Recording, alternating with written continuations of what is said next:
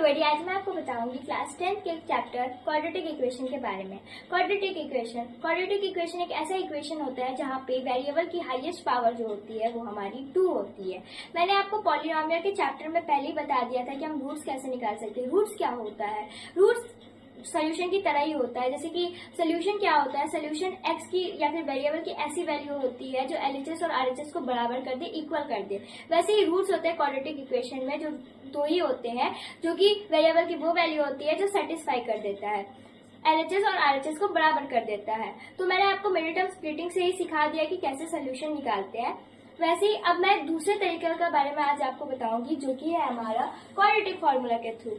तो quadratic formula का पहला हमारा फॉर्मूला क्या है? d = b² - 4ac। ये पहला फॉर्मूला नहीं है, हमारा स्टेप 1 है d निकालने का, जो कि हमारा फॉर्मूला में ही है। d जो होता है वो डिस्क्रिमिनेट होता है। अब आप यहाँ पे देख सकते हैं d की जो वैल्यू है वो है b² - 4ac। अभी b² 4ac है क्या? इसके लिए हम लोग पहले क्वाड्रेटिक इक्वेशन ले लेंगे, जो हमने लिया है 1x² - 3x - 10 = 0।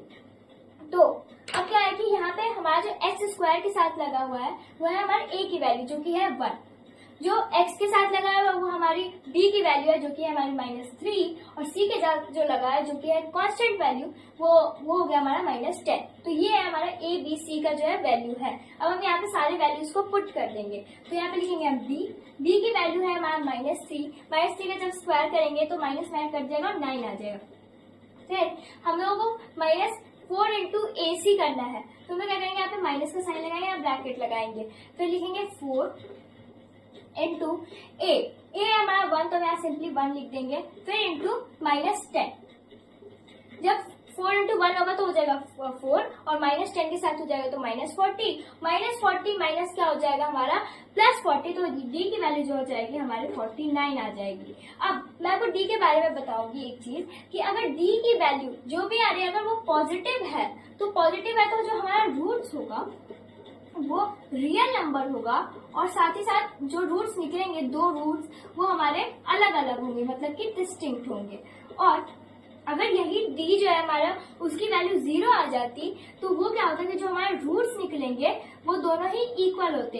अगर हमारा -2 रूट निकल रहा है जो कि सेटिस्फाई करे सोल्यूशन का, तो जो दूसरा रूट भी होगा वो हमारा -2 ही होगा।